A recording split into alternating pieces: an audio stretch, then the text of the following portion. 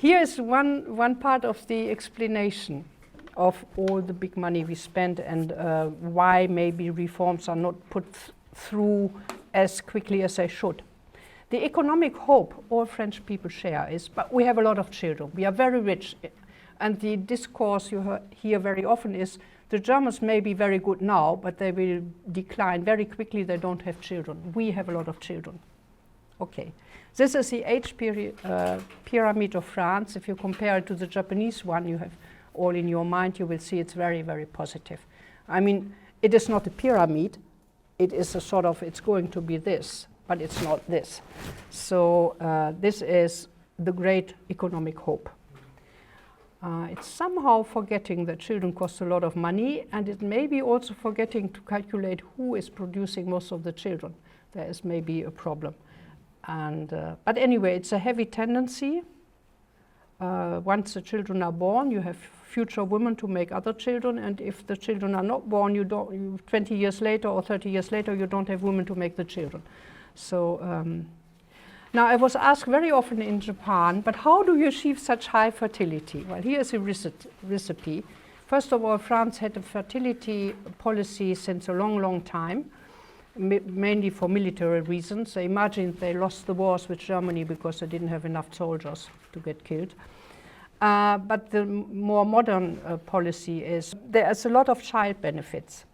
And it's basically the child family allocation, which you call in English child benefit, is universal, but it starts only with the second child. But it goes on for more than 20 years. It can go up to 26 if your child is studying. There was a very shy reform in 2015. As we lack money, President Holland thought we could cut this for rich families. They don't need this money, and it's not such a big money for them. And then there was a huge protest, even from poor people. We can't do that because all the children are the same. All the children have to have the same money. And it's a sort of normative principle that this has to be universal. And there was also the idea, if the rich people don't get it, they will not support it anymore, and it will interrupt the consensus on this universal allocation. So finally, they did a tiny little shy thing. The benefit is still universal, but you get 50% less if you earn more than 6,000 euros a month, which is so more than university professors can earn. And you get only, it is cut by 75, you get only a fourth of the money if you earn more than 8,000. So really have to earn a lot of money before. So it concerns very few people. So this is how the normative principle was preserved, how the policy realistic principle, we need money, was sort of adapted to the normative principle of it has to be for everybody. There's a huge income tax relief when you have children. Your tax is divided by parts for each child. And the result is that in 2014, we reached that only half of the households pay income tax in France. So if you have only half of the people paying income tax, it's a problem somewhere. And then you cannot really merge the general contribution with the income tax. Now then you have lump sum payments for children at each birth for everybody. And of course, free medical care for pregnancy and for anything connected with children for 1 year after birth. And you have allocations, something like school start. Every year the school starts, all the families who have children get a check to buy the school things for the children. And it's according to your income, but it's sort of, differences are little. Normally, if you don't have a huge income, or if you have a smaller income, you get about 500 euros per child once a year just for the school beginning. And all this is, of course, a little bit more for poorer families. All this.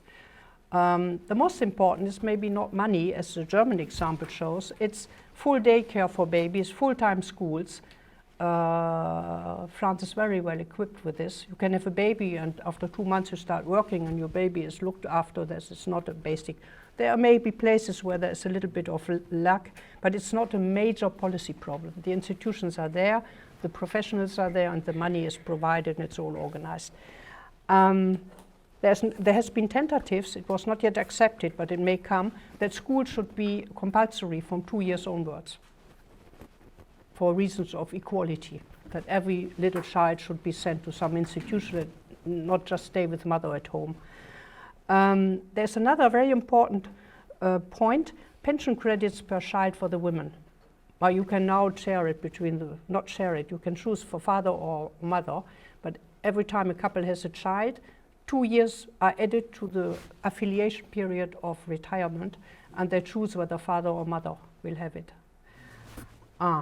There's a problem with this because it was for women only until a father went to a law court and complained for discrimination, and he won the process at the European law court, not at the French law court, it's the European one. And now people choose, and what they generally do, and they have to choose for the first child, and they can't change it. When they're very much in love and have the first child, they choose the one who earns most, and that's the man. And then 5 years later is a divorce, and the woman will never get these 2 years back. So it's a very bad thing, I think, for women. There is a very important and very strong work-family conciliation policy. Women can work, and employers are used to accept that the woman suddenly doesn't turn up because she will telephone and say, my baby is ill, I'm sorry, can't come. This is accepted. So, and there are many rules around what has to be done, etc. and all that. The German example will show that only money will not produce children. So these are the benefits in France for children. If you have the first, you don't get anything, just a lump sum for birth. If you have 2, you get 130 euros per month. For 3, 200 and something. For 4 children, you get 460, and for each further child, 170 euros are added. And according to the age of the children, once they reach 14 years of age, here, up to 20 or more if they study, they get an extra 86 for each child, except the oldest, because he is the first and he is not entitled to anything.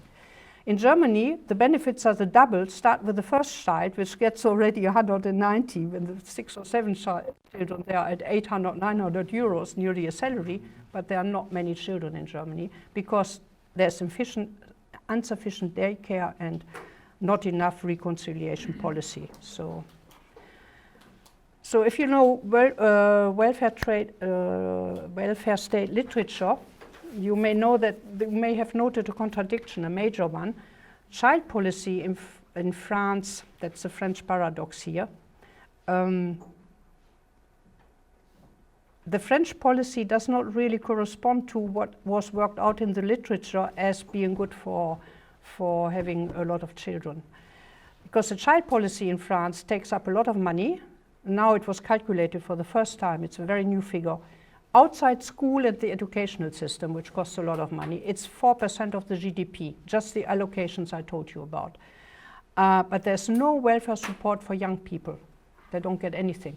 All the welfare starts at the age of 26 or 24.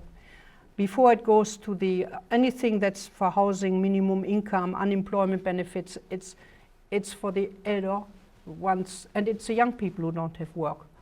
So they depend on their families. Before 25, it's 25, welfare goes through the family. And that is very much different in the Scandinavian countries who give welfare to autonomy. They favor the autonomy of young people very early and give money rather to young people than to old people or to the families. And the French model is not at all this. It is for children and for the family, who is a framework for the child. And it's a birth policy. It's not a policy for young people. That's a contradiction. And that may be one part of the explanation for the unemployment of young people.